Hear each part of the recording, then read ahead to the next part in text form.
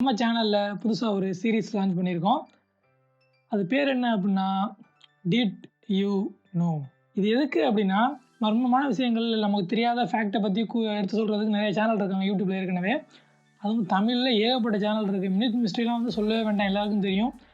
அப்புறம் நம்ம ஏன் இதை போடுறோம் அப்படின்னா அவங்க எல்லாருமே நான் டெக், அதாவது டெக்குக்கு சம்மந்தமே இல்லாத பற்றி தான் சொல்லிட்டு இருக்காங்க.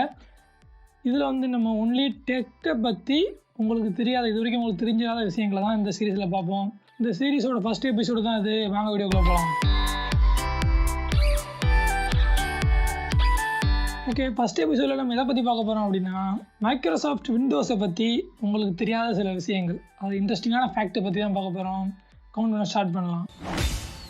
ஃபஸ்ட்டு ஒரு இன்ட்ரெஸ்டிங்கான ஃபேக்ட் என்ன அப்படின்னா விண்டோஸ் 1, அதாவது விண்டோஸ் லான்ச் பண்ண ஃபஸ்ட்டு ஓஎஸோட சைஸ் என்ன அப்படின்னு தெரியுமா? அது 1 MBயும் கம்மியானது. இதுக்கே ஆச்சரியப்படாதீங்க. அந்த சைஸ்லேயே அவங்க கேம்லாம் இன்க்ளூட் பண்ணியிருந்தாங்க. அதாவது மவுஸோட கிளிக்கு அந்த மூமெண்ட்டை வச்சு விளையாடுற மாதிரி கேம்லாம் மைக்ரோசாஃப்ட் லான்ச் பண்ணியிருந்தாங்க. பயப்பிள்ளைங்க அப்போவே திங்க் பண்ணி அவ்வளோ கம்மியான ஃபைலில் இவ்வளோ யோசிச்சிருக்காங்க. அதுவும் அப்போவே அவங்களுக்கு தெரிஞ்சிருக்கு கேம்லாம் இருந்தால் மட்டும்தான் ஓஎஸ்லாம் வாங்குவாங்க அப்படின்னு.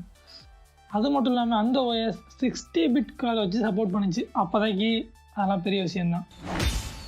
ஓகே, எல்லாருக்கும் தெரிஞ்ச விஷயந்தான். விண்டோஸ்னு சொன்னாலே வைரஸ் கன்ஃபார்ம் அட்டாக் பண்ணும்.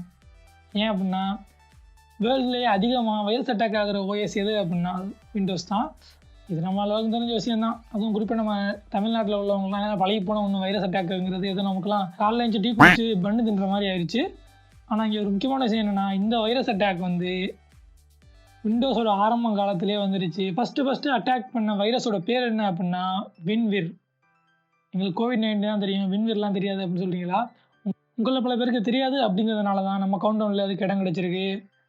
அதே மாதிரி இந்த வைரஸ் எப்போ அட்டாக் பண்ணுச்சு அப்படின்னா 1992லேயே வைரஸை கிரியேட் பண்ணி பரவ விட்டுருக்கானுங்க நம்ம பயப்பிள்ளைங்க.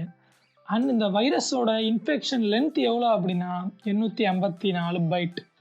இந்த வைரஸுக்கு ஏன் வின்வேர் அப்படின்னு பேர் வச்சாங்க அப்படின்னா இந்த வைரஸை ஃபஸ்ட்டு அவங்க கண்டுபிடிக்கல. Virus for Windows and MK92 இந்த 2 பேரில் தான் மேஜராக அந்த வைரஸை அப்போ கண்டுபிடிச்சாங்க. ஆனால் ஒரு சேடான விஷயம் என்னென்னா நமக்கு இல்லை, இந்த வைரஸை கிரியேட் பண்ணவங்களுக்கு மேஜரான நேரத்தில் இந்த வைரஸ் ஒழுங்காகவே வேலை செய்யலை. நெக்ஸ்ட் என்னென்னா ஃபஸ்ட் பில்கேட்ஸ் அவங்க கிரியேட் பண்ண அந்த OS அதாவது அந்த ஆப்ரேட்டிங் சிஸ்டத்துக்குலாம் வச்ச பேர் என்ன அப்படின்னா இன்டர்ஃபேஸ் மேனேஜர். அப்புறம் என்னென்னு தெரில, அவருக்கு அந்த பேர் பிடிக்கல போல், கொசகொசான் இருக்குங்கிறதுனால விண்டோஸ்னு மாற்றிட்டாரு. இப்போது அந்த பேர் தான் ஹிட்டான ஒரு பேர். இங்கே ஒரு கார்டு தர்றேன், உங்களுக்கு விண்டோஸுங்கிறது பிடிச்சிருக்கா இல்லை இன்டர்ஃபேஸ் மேனேஜருங்கிறது பிடிச்சிருக்கா அப்படிங்கிறத ஓட் பண்ணுங்கள்.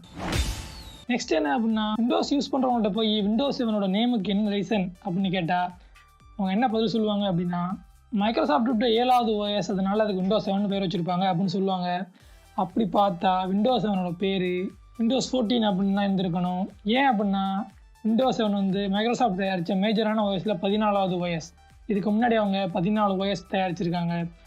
சரி, அப்புறம் ஏன் விண்டோஸ் 7 அவங்க பேர் வச்சாங்க அப்படின்னா அதை போய் அவங்கள்ட்ட தான் கேட்கணும் அப்படின்னு சொல்ல மாட்டேன். பக்கத்தில் ஃபோட்டோ போடுறேன், பார்த்து தெரிஞ்சுக்கோங்க. ஏன்னா இதை சொல்கிறதுக்கு தனியாகவே ஒரு வீடியோ போடணும் போல் அந்தளவுக்கு இருக்குது. மைக்ரோசாஃப்ட் லோகோவை பார்த்துருந்தீங்க அப்படின்னா அதில் ஒரு 4 கலர் இருந்திருக்கும்.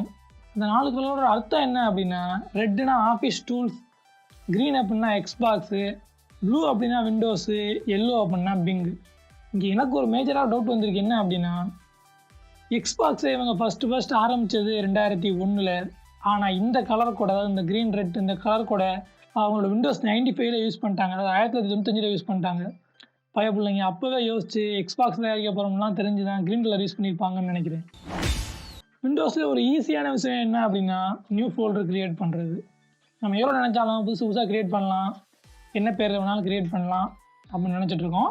ஆனால் அதான் இல்லை, உங்களால் நான் சொல்கிற பேரில், அதாவது இந்த ஸ்க்ரீனில் வர்ற பேரில் உங்களால் நியூ ஃபோல்டர் க்ரியேட் பண்ணவே முடியாது. வேணாலும் உங்களுக்கு சேலஞ்ச் வர்றேன், க்ரியேட் பண்ணி பாருங்கள்.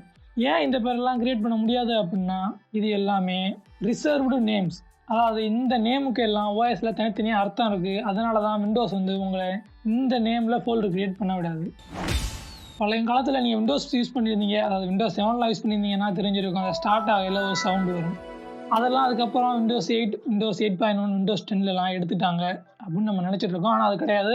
விண்டோஸ் 8 அண்ட் 8.1, 10 எல்லாத்துலேயுமே அந்த விண்டோஸ் 7 டிஃபால்ட் சவுண்டு இருக்குது. அதாவது விண்டோஸ் ஸ்டார்ட் அப் சவுண்ட் இருக்குது, உங்களுக்கு வேணும் அப்படின்னா அதை நீங்கள் வச்சுக்கலாம். அதை ஏன் டிசேபிள் பண்ணாங்க அப்படின்னா, நம்ம ஊரில் உள்ள 90s கிட்ஸுக்குலாம் அது பிடிச்சிருந்துச்சு. ஆனால் 2K கிட்ஸ் மாதிரியான இப்போ உள்ள கிட்ஸுக்கெல்லாம் அந்த சவுண்டு ஒரு இரிட்டேட்டிங்காக இருந்துச்சு. அதுக்கு மைக்ரோசாஃப்ட் என்ன பண்ணாங்க அப்படின்னா, அந்த சவுண்டை டிசேபிள் பண்ணிட்டாங்க, வேணுங்கிற மட்டும் எனேபிள் பண்ணிக்கலாம் அப்படின்னு. ஆனால் ஒரு சேடான விஷயம் என்னென்னா, அதுக்கப்புறம் யாருமே அதை எனேபிள் பண்ணவே இல்லை. நெக்ஸ்ட் என்ன அப்படின்னா, ஆப்பிள் விஸ் மைக்ரோசாஃப்ட். பழங்காலமாக இந்த 2 கம்பெனிக்கு இடையில உள்ள ஒரு பனிப்போர்னா அந்த GUI-யை திருடினது தான். அதாவது இன்டர்ஃபேஸை திருடினதுங்கிறது ஆப்பிள் மைக்ரோசாஃப்ட் மேலே வைக்கிற ஒரு குற்றச்சாட்டு. இது பற்றி எல்லாருக்கும் தெரியும். இதில் தெரியாத விஷயம் என்ன அப்படின்னா, ஒருவேளை அன்னைக்கு ஆப்பிள்கிட்டேருந்து மைக்ரோசாஃப்ட் திருட்டுறதோ இல்லை ஜெராக்ஸ் எடுத்து என்னவோ பண்ணி அந்த GUI-யை மட்டும் அவங்க கொண்டு வரல அப்படின்னா விண்டோஸில், நம்ம எல்லாரோட நிலைமையும் இன்னைக்கு பரிதாப நிலைமையாக தான் இருந்திருக்கும். விண்டோஸோட எக்ஸ்பாக்ஸ் இது எல்லாருக்குமே தெரியும். இதுக்கும் மைக்ரோசாஃப்ட் விண்டோஸுக்கு என்ன சம்மந்தம் அப்படின்னா, இந்த எக்ஸ்பாக்ஸுக்கு ஏன் இந்த பேர் வந்துச்சு அப்படின்னா, எதுலேருந்து வந்துச்சு, ஏங்கிறத விட எதுலேருந்து தான் கரெக்டாக இருக்கும். எதுலேருந்து அப்படின்னா, நம்ம எல்லாருக்கும் தெரிஞ்ச DirectX.